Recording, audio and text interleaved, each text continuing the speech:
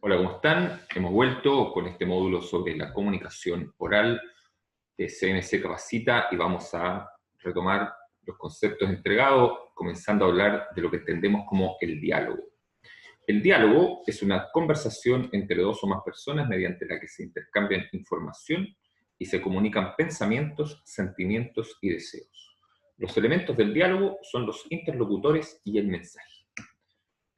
Nosotros vamos a entender que el diálogo eventualmente puede también ser parte de estructuras más grandes de relación de comunicación, como puede ser la entrevista o el proceso de una reunión. Dos temáticas a las que nos vamos a referir también en particular más adelante. Pero aquí vamos a hablar fundamentalmente del diálogo que se produce entre dos o más personas en un contexto más informal, sin la visión estratégica y sin la visión de planificación que conlleva la realización de una entrevista o la realización de una reunión. El diálogo oral, sus características. Las personas que hablan se llaman interlocutores. Es muy expresivo, puesto que intervienen los gestos, la entonación y la actitud. Es espontáneo y se utilizan frases cortas y simples. Este elemento es fundamental.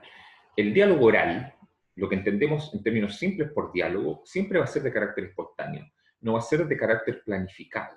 Es decir, si bien pueden haber ideas preestablecidas que alguno de los interactuantes tiene con respecto a qué temáticas tratar durante la realización de la conversación, lo más probable es que la dinámica general de los contenidos que se viertan en ella va a ser de carácter espontáneo y va a estar determinado por la interacción y la retroalimentación entre los elementos que ambos participantes integran al contenido de la conversación. Es decir, va a haber un mensaje inicial, va a haber una respuesta a este mensaje y en relación con la respuesta, la cual no es posible de ser conocida previamente, se va a ir desarrollando una dinámica constante de interacción en donde se va a ir cambiando el rol entre la persona que emite el mensaje y la persona que lo recibe.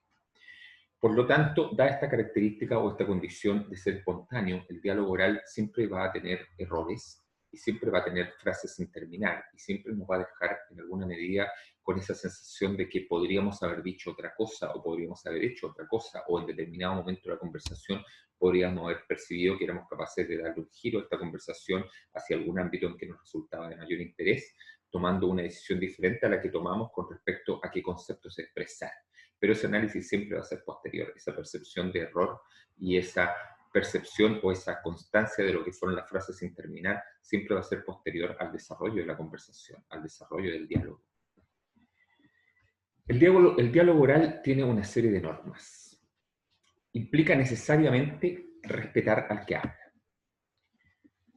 El respeto a la contraparte, el respeto al interactuante con el cual establecemos un diálogo, va a ser uno de los principales elementos en función de los cuales nosotros vamos a poder dar término apropiado a un proceso de diálogo. Si la persona con la que estamos hablando, o si nosotros en relación a la persona que está hablando con nosotros, percibimos que lo está haciendo sin un sentido básico de respeto por lo que nosotros significamos como persona y por lo que entregamos como significancia al contenido de nuestro propio mensaje, entonces difícilmente ese diálogo se va a desarrollar de manera apropiada. Además, debemos hablar en un tono adecuado. Dependiendo de las características del diálogo, este va a tener un tono que le corresponda. Si se trata de una discusión, probablemente vamos a hacerlo en un tono más elevado de voz y con un mayor nivel de actividad, de gestualización y de compromiso corporal. En cambio, si es una conversación más distendida, un encuentro casual entre amigos o sencillamente un encuentro entre varios amigos, por ejemplo, en los cuales no hay ninguna temática establecida de conversación, lo más probable es que la conversación se desarrolle en un tono mucho más pausado, mucho más cansino y con mucho menos compromiso de la gestualización general y de la corporeidad. Un diálogo oral requiere no hablar todos a la vez. Si todos hablan a la vez, todos los participantes de un diálogo hablan a la vez, es sumamente difícil, a menos que se posea una capacidad atencional muy grande y la capacidad de discriminar entre los contenidos de conversación, entre los mensajes que provienen de distintos hablantes. Va a ser muy difícil lograr entender o incorporar a nuestros contenidos de conciencia el contenido de los mensajes entregados y por lo tanto poder intervenir apropiadamente en la conversación, en la discusión, en el diálogo que se ha establecido. Debemos saber escuchar antes de responder. No debemos interrumpir la expresión de una idea a medio camino, sino que debemos saber escuchar íntegramente las ideas que la contraparte nos intenta expresar antes de pensar que ya entendimos lo que éste nos quiere decir y empezar a responderle antes de que éste termine de expresarse, cosa que es un fenómeno que ocurre con mucha más frecuencia de lo que nosotros creemos. Debemos pensar en lo que dicen los demás, debemos tomar en consideración, ¿cierto?, aquello que resulta importante en términos de la estructura de personalidad, de la estructura valórica y de los principios de la persona con la cual estamos interactuando y con la cual estamos desarrollando un diálogo. Debemos tomar en cuenta aquello que es importante para él, de la misma forma en que él debe tomar en cuenta aquello que es importante para nosotros. Eso va a asegurar el desarrollo de un diálogo de manera efectiva, de manera apropiada.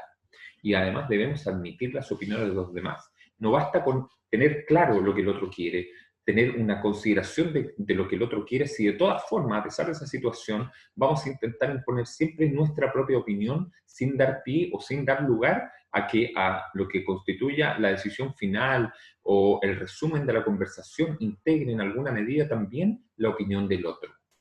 Nosotros debemos buscar, si se trata de un diálogo que requiere de un consenso final o de la toma de un acuerdo, que esto comprometa aquello que es importante para todos los intervinientes y no debemos dar lugar a que solamente la imposición de lo que es importante para uno de ellos sea lo que se resuelva como término general o como término definitivo.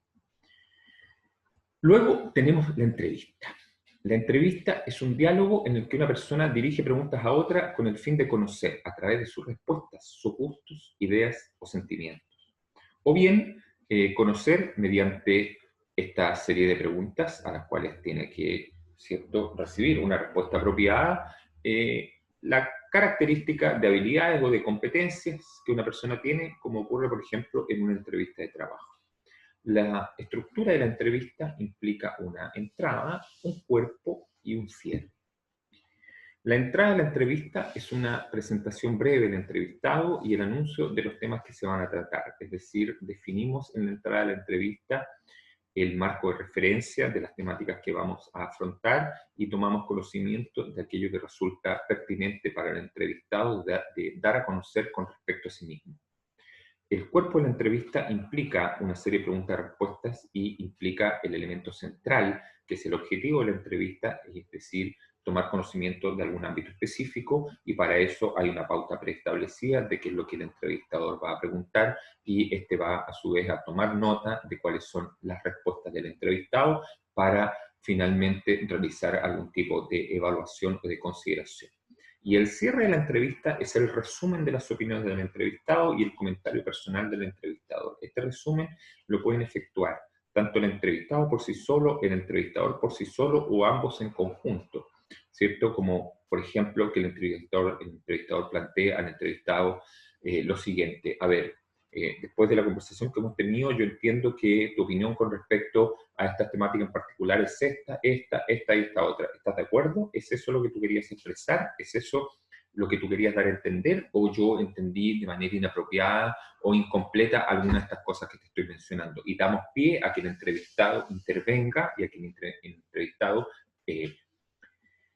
complemente la percepción que nosotros ya nos hicimos acerca de sus respuestas. Y luego va a venir siempre un comentario personal del entrevistador que va a tender, ¿cierto?, a hacer las consideraciones generales con respecto a las temáticas tratadas, a agradecer la participación del entrevistado y a despedirlo con la sensación de que se generó una actividad que tuvo un desempeño lo más adecuado posible, y siempre debemos ser capaces de entregar al entrevistado la percepción de que se puede retirar con una connotación positiva de lo que le tocó vivenciar durante el desarrollo de la entrevista. La reunión es una forma, quizá una de las más efectivas dentro del clima organizacional, para lograr la interacción y el compromiso de personas hacia un objetivo determinado. El trabajo en equipo y la asociación implican inevitablemente un mayor número de reuniones.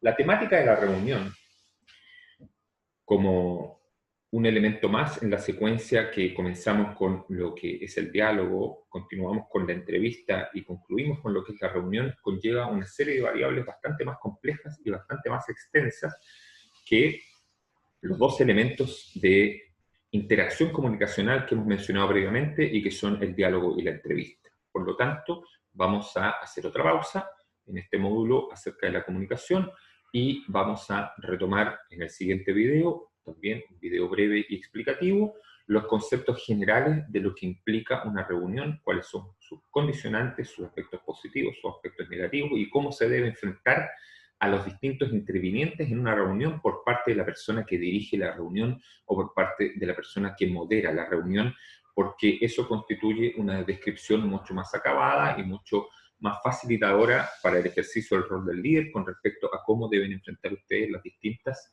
circunstancias y las distintas eventualidades que van a surgir durante el desarrollo de una reunión en función de las características diferenciadas de los distintos miembros que participan de esta reunión y de cómo estos responden a determinados perfiles de intervinientes en una reunión. Para cada perfil de interviniente vamos a tener una respuesta que va a ser la más adecuada y eso es un poco en lo que vamos a insistir en el siguiente video.